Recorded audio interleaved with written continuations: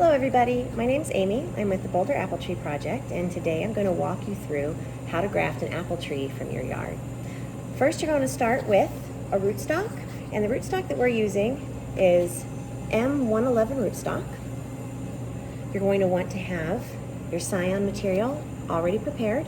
I cut these about 2 weeks ago, and I kept them in my refrigerator. The ends were sealed in wax. You'll notice it's a really small amount of material. This one can probably get 2 grafts from it, so I'll show you how to prepare that in just a moment. The other items that you're going to need are a pruning knife, some clean shears, a safety jig or really thick leather gloves to keep from getting cut, pencil, a tree tag so you can keep track of the type of tree that you grafted and the date that you grafted, some grafting tape, some ethanol to help you keep your area nice and clean. So before we get started, when you've got your rootstock out of the pot, you want to always be sure that you've got your roots wrapped in something moist. So I've got some moist paper towel here. That just keeps it from drying out. Before we slice into our rootstock, we want to prepare it by picking off all of these lateral buds.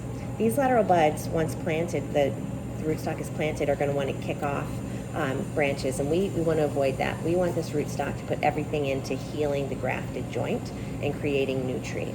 So we're just going to pick all these guys off.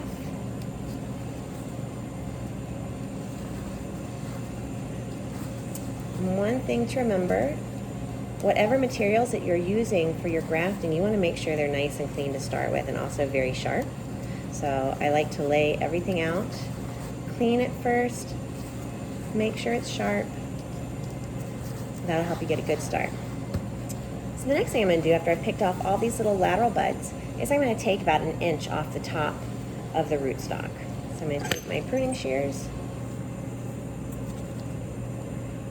just like that. So I've got a nice clean cut at the top. I'm going to put my safety jig over the top, and I want to thank Eric Johnson from Widespread Malice for providing this safety jig. It's keeping us from cutting ourselves all over the place.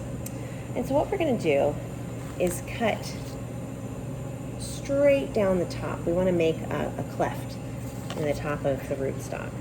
Try to do it so you can see this way. I don't normally cut this way, but it takes a little bit of work, and then it splits nice and open, just like that. So you're going to remove your knife, remove the safety jig, and now we can prepare our scion material. And so we really only need 2 to 3 buds per grafted scion.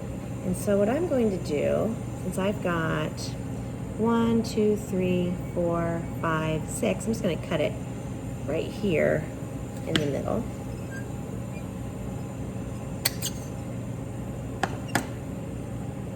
And I'm going to start with this guy.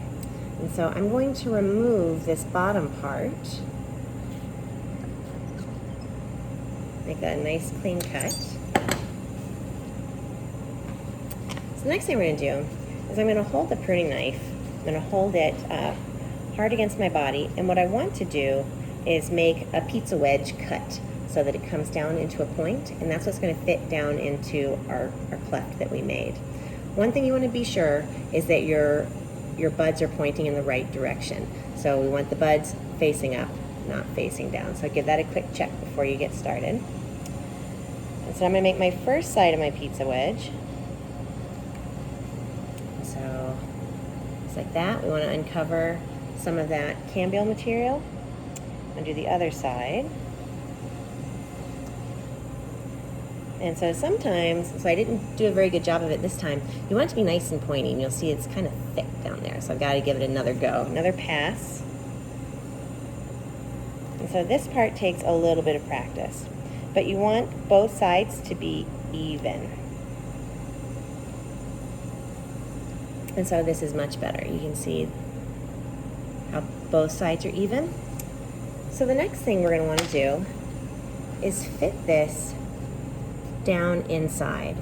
And so what I'm going to do is I'm going to use the knife to wedge that open just so you can see a little bit better as I fit the graft down inside. And you can see that the scion material is much more skinny, much more skinny than the rootstock.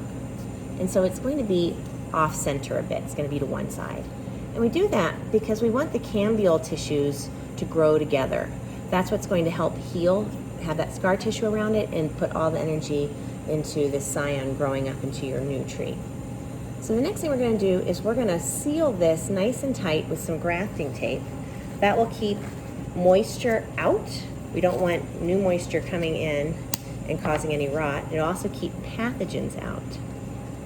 And so we're just going to wrap that nice and tight right all around that grafted joint.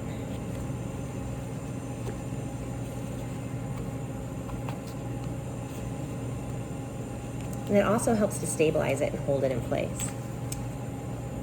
And so you'll remember that I cut the tip there, so I need to seal that also so that we don't get any pathogens down in there.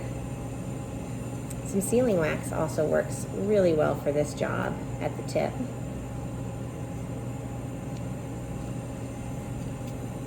So here, this is my completed graft. In a few weeks, you're going to notice some green leaves are going to come out of these buds. And that's going to be very exciting, and then our tree will start to grow. So that I can keep track of what this tree is, I went ahead and pre-labeled this tag. And this comes from tree 133 with the date and my initials, so we know who performed the graft.